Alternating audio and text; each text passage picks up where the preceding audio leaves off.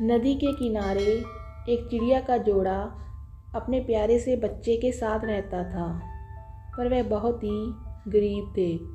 इतने गरीब कि उनके घर में 2 वक्त की रोटी भी बड़ी मुश्किल से बनती थी। पर फिर भी वो दोनों कभी भी उम्मीद नहीं छोड़ते थे। उन्हें पूरा विश्वास था कि एक दिन उनकी भी चाहत ज़रूर पूरी होगी और वह भी बाकी सब की तरह अपने बच्चे को एक अच्छी ज़िंदगी ज़रूर दे पाएंगे। इसलिए वो दोनों जी जान से मेहनत करते थे।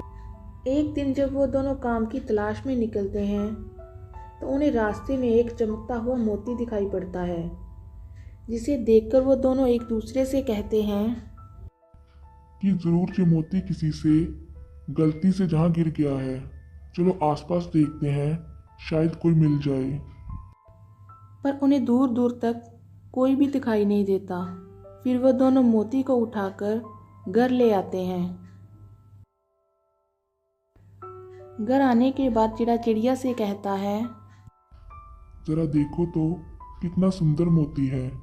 अगर तुम्हारे पास कोई ढंग की चेन होती तो तुम उसमें इस मोती को डालकर अपने गले में पहन लेती।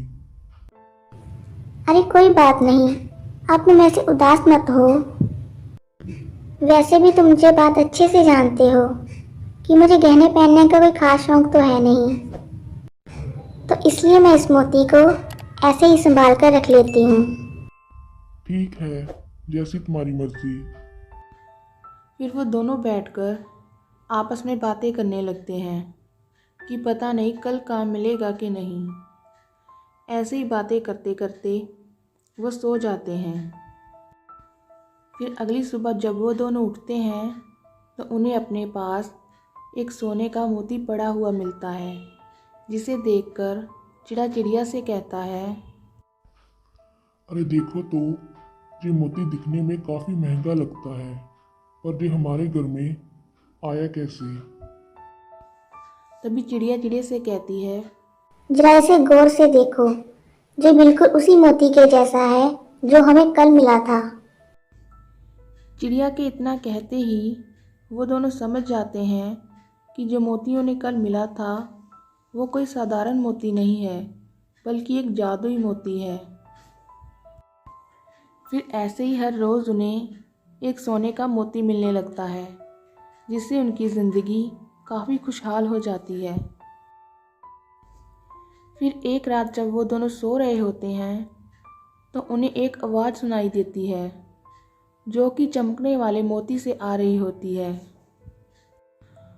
और वो आवाज़ उन दोनों से कहती है कि तुम दोनों की जो भी चाहत थी अब वो पूरी हो चुकी है, इसलिए तुम दोनों मुझे वहीं वापस लौट आओ जहाँ से तुम दोनों मुझे उठाकर लाए थे, क्योंकि कोई और भी तुम्हारे जैसी उम्मीद लगाए बैठा हुआ है।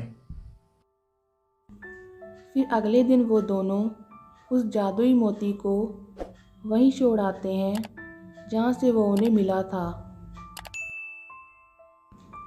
पर जब वो दोनों घर वापस आते हैं तो उन्हें वो जादुई मोती फिर से अपने घर में ही पड़ा हुआ मिलता है, जिसे देखकर वो दोनों बहुत ही परेशान हो जाते हैं।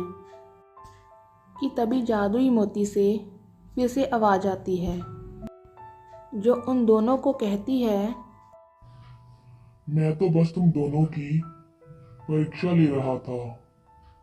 मैं देखना चाहता था कि सोने के मोतियों ने कहीं तुम्हें लालची तो नहीं बना दिया, पर तुम दोनों मेरी परीक्षा पर खरे उतरे हो।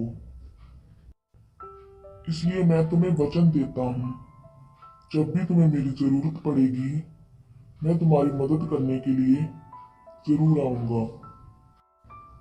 पर अब मेरा जाने का वक्त आ गया है, इसलिए मुझे अब जाना होगा। इतना कहते ही वो मोती गायब हो जाता है और फिर चिड़ा और चिड़िया अपने प्यारे से बच्चे के साथ खुशी खुशी रहने लगते हैं। तो हमारी आज की ये कहानी यहीं पे ख़त्म होती है। आपको हमारी कहानी कैसी लगी लाइक और कमेंट करके ज़रूर बताइएगा, और साथ ही अगर आप हमारे चैनल पर पहली बार आए हों तो बिना सब्सक्राइब कीजिए मत जाइएगा। तो फिर मिलते हैं दोस्तों एक नई कहानी के साथ। तब तक खुश रहिए, और मुस्कुराते रहिए। Bye bye.